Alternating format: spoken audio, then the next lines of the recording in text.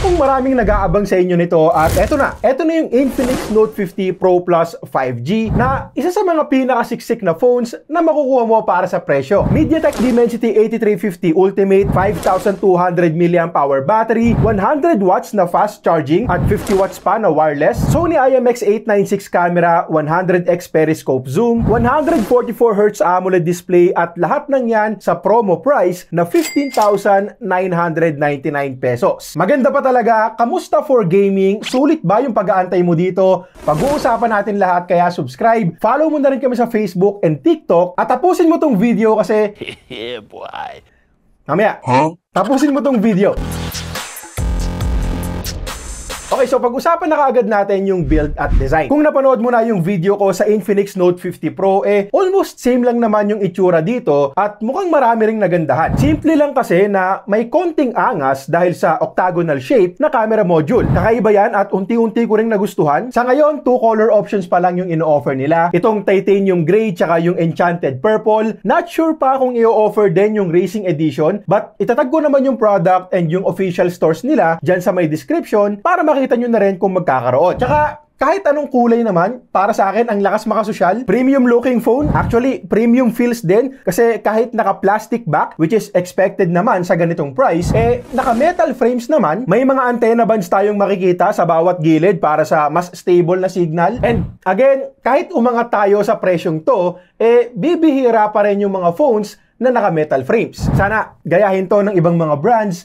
But honestly, hindi ko pa siya nakikita sa ngayon. Ilan lang din yung mga brands na naiisip kong pwedeng gumawa nito. So, tignan na lang din natin kung anong mangyayari. IP64 rating ang meron dito, so hindi talaga dapat malubog, but decent protection pa rin naman considering the price. Okay lang naman yung mga talsik-talsik ng tubig, pawis na kamay, or basa dahil sa mga gawaing bahay. Wala namang problema sa ganon. Tapos, dito sa likod, meron kayong mapapansin na RGB lighting na hindi lang basta-basta notification LED, kasi pwede rin natin gamitin yan pang measure ng heart rate at ng blood oxygen levels. Sa panahon ngayon, dumadami na rin talaga yung mga health conscious at nakakatuwa lang ding makita na meron tayong ganitong mga health monitoring features sa ganitong presyuhan. So sinubukan ko yan at kinumpara ko sa Galaxy Watch Ultra, isa sa pinakamagagandang smartwatch din for Android ngayon. And halos same lang talaga sila ng binigay sa aking resulta. So masasabi ko na reliable din talaga para magka-idea tayo sa heart rate and blood oxygen levels natin. Though take note lang din lagi na hindi medical devices tong mga to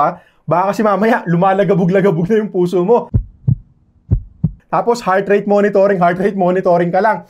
Hindi para ganun. Doktor pa rin syempre pagka may problema tayo. Okay, so next natin pag-usapan, battery and charging. Alam nyo naman na ito yung isa sa mga pinagmamalaki ng Note 50 series at dapat din naman talagang ipagmalaki yung charging features dito. 100 watts of fast charging under 16,000 pesos. Sakali nga na makuha mo at promo price. Very impressive at may tatlong modes din tayo dyan. Low temp, smart mode, tsaka hyper mode. Sa hyper mode, around 30 minutes lang para mapuno. Sobrang bilis. But syempre, pinakamainam pa rin sa araw-araw na charging natin kung naka-smart mode lang. So, expect na medyo mas matagal ng konti kapag ganon. Though less than 1 hour of charging pa rin naman yan, so mabilisan lang din. Yung 50 watts na wireless charging, mas mabilis din kumpara sa ibang mga wireless charging speeds. Yun nga lang, wala pa akong balita kung mag-o-offer din ang Infinix ng compatible 50 watt wireless charger para dito. So, abang-abang na lang din tayo. Pwede naman natin gamitin yung ibang mga wireless chargers natin, but of course, hindi natin makukuha yung sagarang charging speed. At para naman sa mga nagamit din ng magnetic wireless chargers,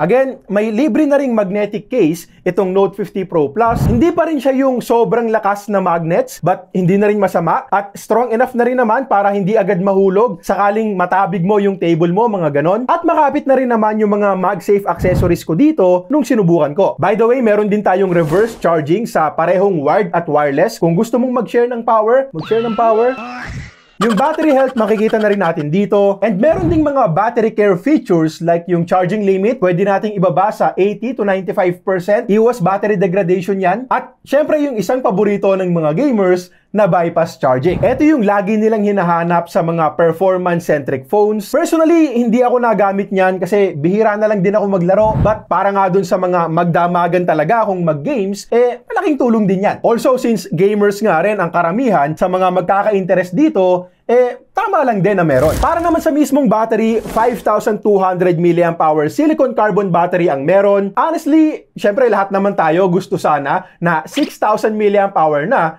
since nakikita na rin naman natin yon sa iba. But okay lang naman kasi kahit na maliit, may upgrade pa rin nangyari kumpara sa usual 5,000 mAh capacity. Now, minonitor ko yung battery life nito nung isang araw na umalis kami at from 100% to 10%, nasa 6.5 hours yung SOT na nakuha ko, which is nasa lower side but not bad na rin naman kasi heavy usage din talaga yung nangyari. Syempre, umalis kami, bukas yung mobile data maghapon, yung GPS din kasi Cavite, Manila, back and forth yon. So, hours din talaga yung biyahe. And sobrang dami rin naming tinake na photos and videos. Kung light usage lang, like social media, Netflix, YouTube, productivity apps, naka-wifi ka sa bahay, yan, all-day battery life yan kapag ganon. Pero kung gagayahin mo yung ginawa ko, lalabas ka, mobile data, GPS, camera, I suggest na magdala ka ng power bank dahil hindi malabong kapusin ka kapag ganon. Sana ma-improve at ma-optimize pa ng Infinix yung power consumption through software updates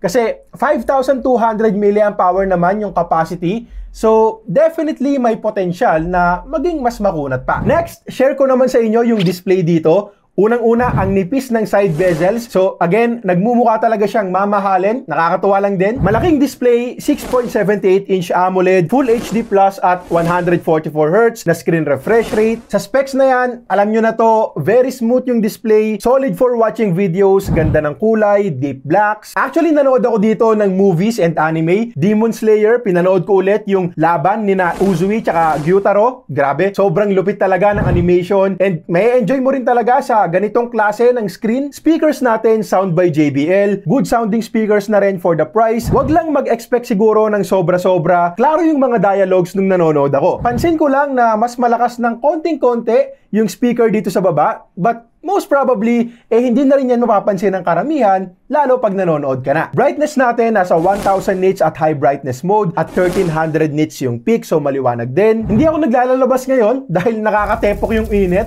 Ingat-ingat tayo. But sakaling kailangan, enough naman yung brightness dito para makita pa rin yung screen. Wag lang talaga yung sobrang tutok sa sikat ng araw. Fingerprint scanner, no problems din sa akin pag nag-a-unlock ako. Mabilis at accurate yan. Tapos yung haptic feedback, hindi ganong kalakas, but hindi rin naman ganong kasama kumpara sa iba. Okay, so sa performance naman tayo, at alam kong eto yung inaabangan ng karamihan, and sabihin ko na rin kaagad na yes, maganda yung performance para sa ino-offer nilang price. MediaTek Dimensity 8350 Ultimate chipset, 12GB na physical memory with up to 12GB din na virtual, 256GB na storage at LPDDR5X at UFS 4.0 na rin yan. So, mabilis lang yung pag-handle ng files, pag-load ng mga apps. Everyday apps natin, expect nyo na walang problema. Multitasking, okay din. And sa Antutu benchmark, nasa 1.4 million din yung nakuha kong score. Mas mataas kumpara sa karamihan ng mga phones na nasubukan natin sa ganitong presyo. Sa gaming naman, so far 3 games pa lang yung nasubukan ko.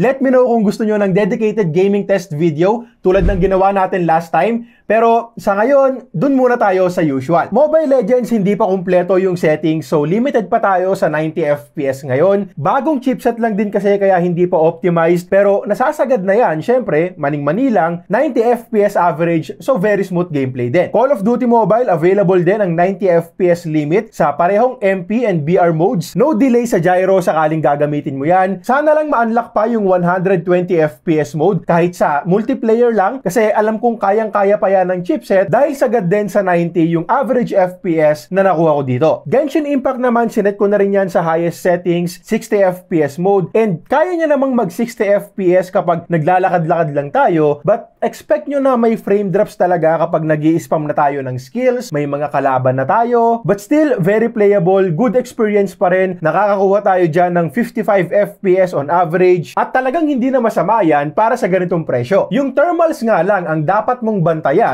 kasi umiinit to sa mga sagarang games. Well, good news sa 3D Mark Wildlife Extreme Stress Test kasi nasa 44 degrees lang yung maximum temperature doon, tapos nasa 90% yung stability. MLCODM hindi rin naman gaanong nag-init, pero dito sa Genshin, umabot tayo ng 48 degrees Celsius at mainit na talaga yan. Sa akin, gets ko kasi sabi ko nga kanina, bagong chipset pa lang itong Dimensity 8350 Ultimate, so kailangan pa talaga ng optimizations.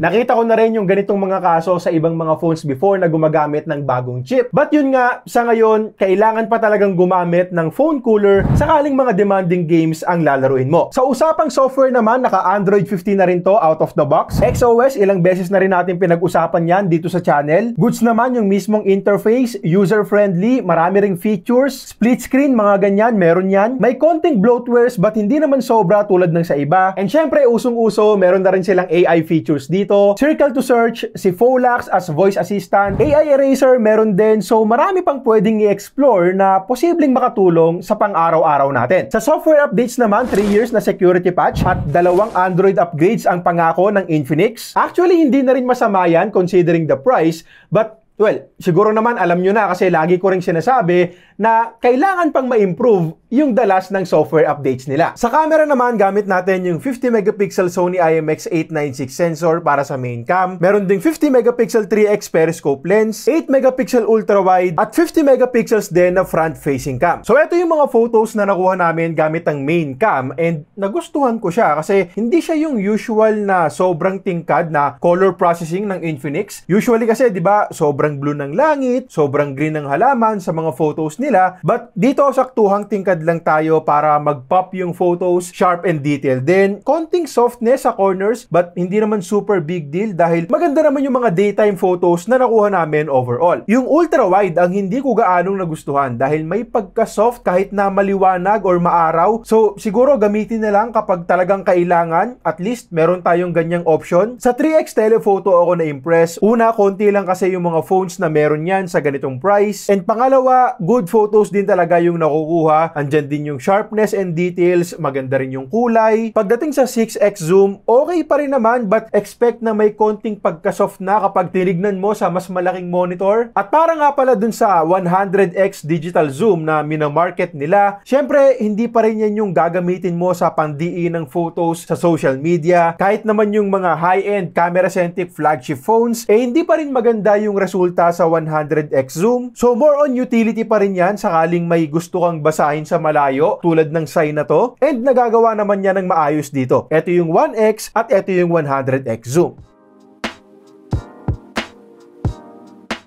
Portrait shots naman gamit yung 3x telephoto, goods din. Kung ikukumpara natin sa mga kakompetensyang phones, by default meron siyang filter, so tinurn off ko yan. Baka kasi magwapuhan kayo ng sobra sa akin. At ito yung resulta. Good skin tones, good details. Edge detection is not perfect but good enough na rin naman kung hindi izo-zoom. Selfie camera naman, wala rin ako masyadong marereklamo. I mean, hindi naman siya yung sobrang ganda, pero kung titignan kasi natin yung mga kakompetensyang phones, medyo marami pa rin ang OLEDs talaga. Dito, decent photos tayo, medyo malawak din naman yung field of view. May mga pagkakataon nga lang na slightly out of focus yung nakukuha ko, so doblehin na lang din natin yung shots para mas sigurado. Nighttime photos, alam nyo naman na super night mode ang isa sa mga panlaban ng Infinix at hindi naman niya nabago dito. May noise sa madilim na langit but sa mismong subject, well exposed naman at napapaliwanag din talaga. Medyo kalat lang yung ilaw sa mga malalakas na LEDs. Sa videos naman, pwede tayong mag-record hanggang 4K, 60 FPS, good colors, okay din yung exposure, may stabilization na rin yan, naka-turn on dito yung ultra steady mode, may konting alog pa rin, may konting jitter effect, at may isang video din akong nakuha na medyo naga-out of focus. Napansin ko na nagiging mas stable pa kung 4K, 30 FPS lang, so isang option din yun. Though 26 FPS lang yung file nung tinignan ko sa PC, but kung susumahin natin lahat, very usable at pasadong-pasado na rin para sa presyo. Selfie videos tulad nung comment ko sa photos kanina, hindi siya yung sobrang ganda talaga, but pasadong-pasado rin since iilan nga lang sa ganitong price ang may 4K video recording sa selfie cam. Usually hanggang 1080p lang at hindi pa kagandahan. Tapos meron nga rin palang stabilization dito, so hindi rin gaanong maalog yung mga kuha natin kahit pa naglalakad tayo. Other features pa, maganda yung signal na nakuha ko dito. Nag 5G speed test na rin ako, goods yung sagap. By the way, talk and text yung gamit ko dyan. Wi-Fi 6 natin, ganun din. At meron din tayong NFC. At bago natin i-recap yung mga pros and cons, pakita ko lang din muna sa inyo yung pinadala ng Infinix para naman hindi sayang. Meron kasi silang special package dito, may pabango sa kotse, may pin, may sinend silang Infinix AI Ring, health monitoring device yan. Muntik nang ma-stuck sa matabang daliri ko. Infinix AI Buds ang galing din kasi may display yung mismong case and meron din daw media controls dyan. Meron ding mga Call of Duty merch like shirt, polo, bandana. Hindi kasama yan pag bumili kayo pero hiningi ko yan sa Infinix. So lahat ng andito maliban sa phone pwedeng makuha ng isa sa inyo. Yes, kasama dyan yung AI Buds tsaka AI Ring. Para makasali, comment mo lang yung honest opinion mo sa phone na to. Kahit hindi kayo mag-subscribe, walang pilitan kasi kung magsusubscribe ka tapos hindi ka naman pala talaga palanood ng tech videos, negative lang din yung magiging impact noon sa channel natin. So, honest opinion lang sa comments ang kailangan. At wag na rin yung sana manalo kasi random lagi yung pagpili natin. Tapos sa mismong phone box nga pala, kumpletong-kumpleto rin naman. Magnetic case, tempered glass, VIP card, charger at cable. Okay, so available na ang Note 50 series ng Infinix at itong Infinix Note 50 Pro Plus 5G ay nagkakahalaga ng 17,999 pesos. 12,256 na yan and sabi ko nga kanina, may promo price sila para makuha na lang natin to for just 15,999 na may mga kasama na ring freebies at 1-year subscription sa VU for a limited time nga lang. Now, hindi to perfect, so of course, may mga cons at may mga bagay pang pwedeng i-improve. Like, una nga yung thermals, yung battery performance, and yung software updates ng Infinix. Imo-monitor pa rin natin kung mas gaganda pa ba. Sana oo, kasi kapag ginalingan nila sa software updates, hindi malabong ma-improve din yung dalawang bagay kanina, thermals and battery life. But still, 17,999 is a good price pa rin para dito. And lalo na syempre sa 15,999 na promo. Again, ang daming ino-offer ng phone na to para sa presyo. 16K tapos malakasan na yung chipset, 100 watts na yung wired charging, may bypass din na hanap ng mga gamers. Yung 50 watt wireless charging, sobrang bihira sa ganitong price. Yung metal frames, ganun din, lakas makasosyal. Camera performance is good na rin for the price. Lalo pa may mga ino-offer din sila na hindi makikita sa ibang mga kapresyo like yung periscope lens and yung 4K video sa front-facing cam. Naka-dual speakers na rin and syempre dyan din yung 144Hz na AMOLED display. Maraming magagandang phone sa ganitong presyuhan ngayon, so may mahigpit na kompetensya din talaga, but definitely isa to sa mga pinakapanalo at pinakasiksik para sa presyo. Okay, so yun lang muna para sa ngayon. Subscribe kung nagustuhan mo tong video at para sa iba pa naming mga videos, click mo lang tong mga to.